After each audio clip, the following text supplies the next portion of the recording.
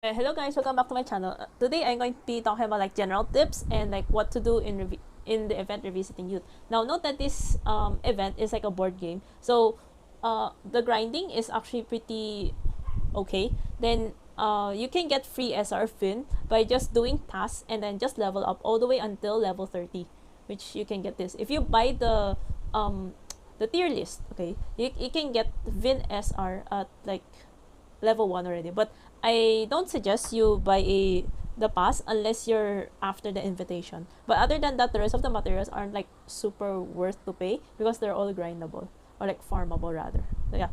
Okay. First of all, I'm going to talk about the event banner. So event banner, the PT is carried from Looming Nightmare or Electrifying Night, whichever is the last banner that you pulled, and will be carried over to the next event banner that has at least one SSR or two SSR style. Okay, so it will not carry over to something like a SCAD event where we have 4 SSRs or birthday event, which the next birthday is Vin's birthday.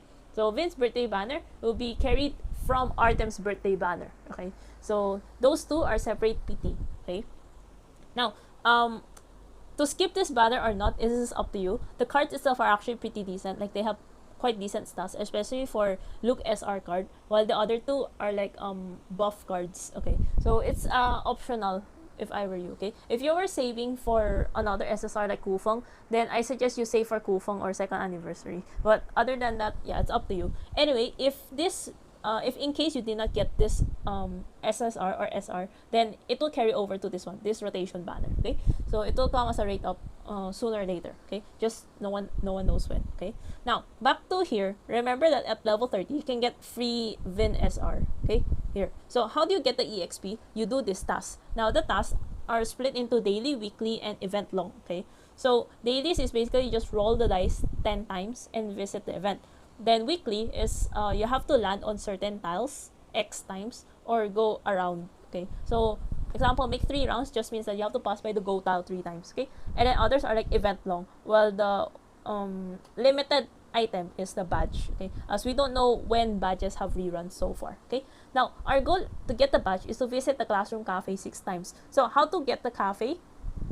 You go to the event, and then you see this one. It will say like teleport point refresh after X steps. So normally after around 200, 100 or 200 steps, a teleport circle will appear. So this teleport circle, that's the one where you unlock the cafe. And then inside the cafe, there's gonna be like special tiles. Okay, remember once you enter the that cafe, it already counts as one time, and you have to finish the whole round. So you have to make the most out of it. Okay, because inside the cafe have like lots and lots of goodies. So as much as possible, within 200 steps, try to stack as many items as you can. Like try to stack loaded dice, try to stack, especially the penguin flipper. Penguin flipper is actually pretty good in my opinion. Okay, now how to get the loaded dice? Actually, loaded dice is a pretty solid item because you can select, like you don't have to rely on RNG, right? So you go to task, then you go to event. There's like extra tasks here. One of it is a weekly event, which weekly task, which is do Temple of Trials. Now, for those who who did their Temple of Trials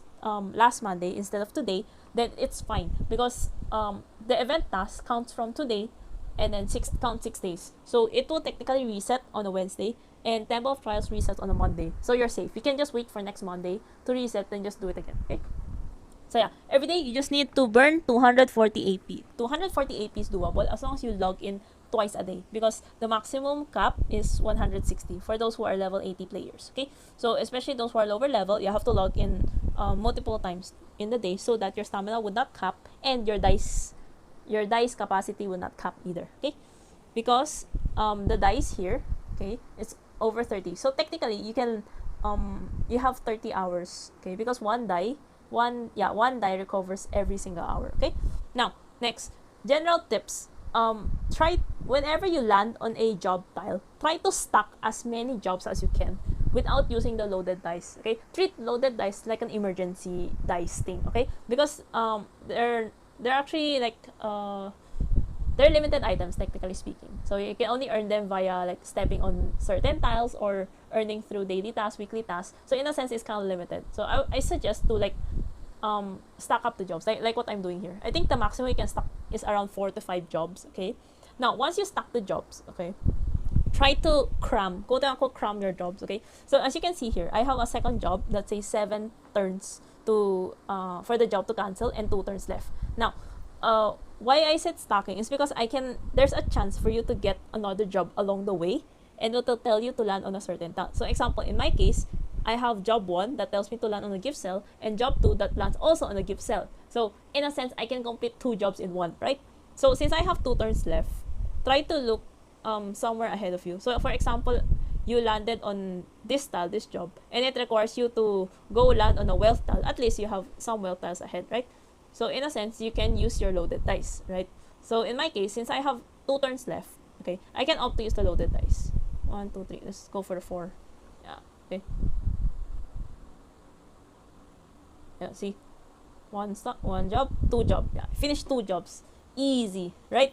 Now, next is when to use your loaded dice. Okay, so loaded dice, you can use it when you land on a ×2 tile, right? Let's look for a ×2 tile. Yeah, there. You can, once you land on a ×2 tile, you can use your loaded dice in combination with a flipper if possible, okay? Because ×2 tile, it would just like give you RNG, like only wealth tile, then you can get ×2. Then that's the time you can use your loaded dice multiple times, right? Until the ×2 effect is gone. But I suggest you do this only if you're inside a cafe or if you're done visiting all the cafes. That way, you can treat them like your extra items already, right? Because our goal is to make the most out of the cafe tiles, okay? I cannot demo you on what the cafe looks like because I haven't reached the teleport point, and I don't think I can reach it because it's still 100 plus steps. But yeah, trust me, bro. Trust me, bro. Okay. Next, assuming that let's assume that this gift tile is the teleport. Okay, so it will show like a blue circle thing, and it's gonna tell you that the teleport point has already spawned. Okay, use your loaded dice once you see the teleport point in less than 6 tiles. Don't rely on RNG because once you pass over the teleport point, you have to go through the whole board just to go back here.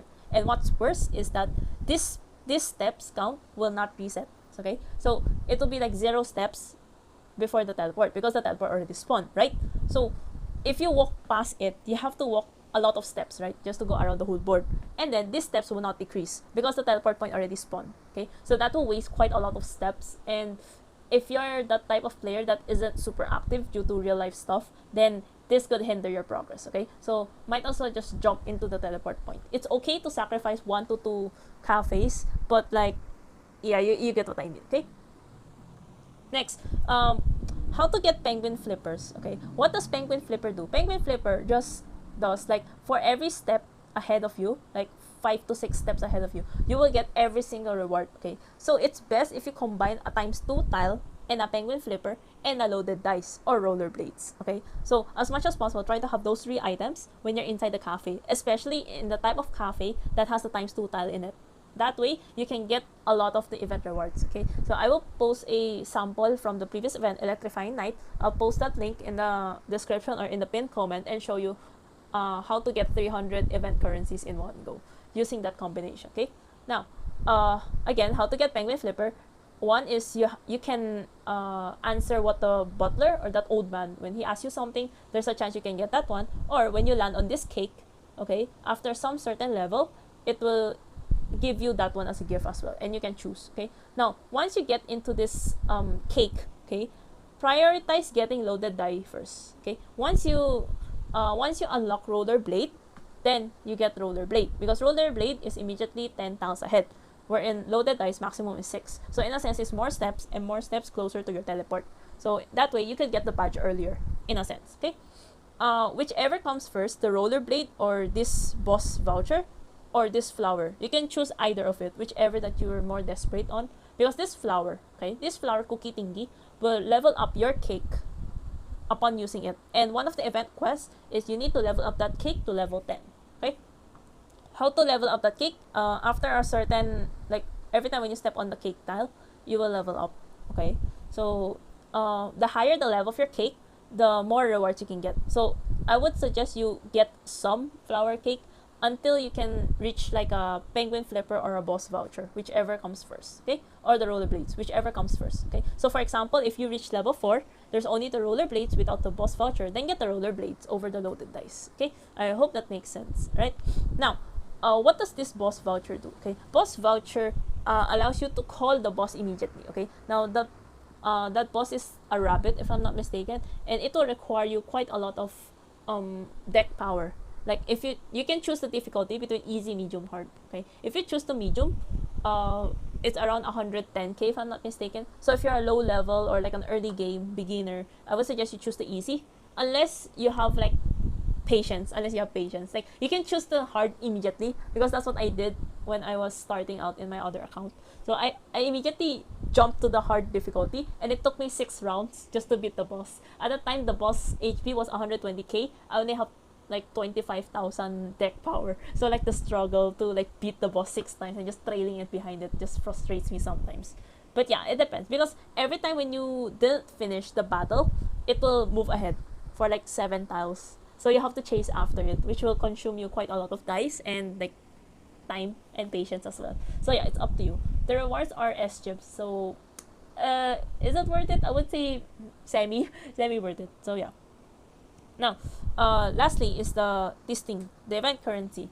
Now, what do you prio in the event currency? I would suggest the selection star SR. At least it will help you start up one of the SRs that you want. Okay, you can even immediately start up Vyn's free SR.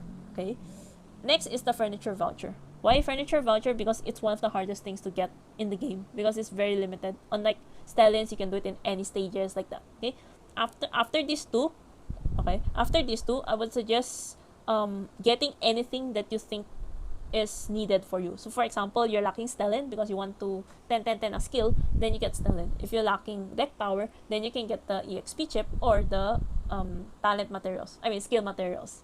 So yeah, that's more or less like the event overview. Okay.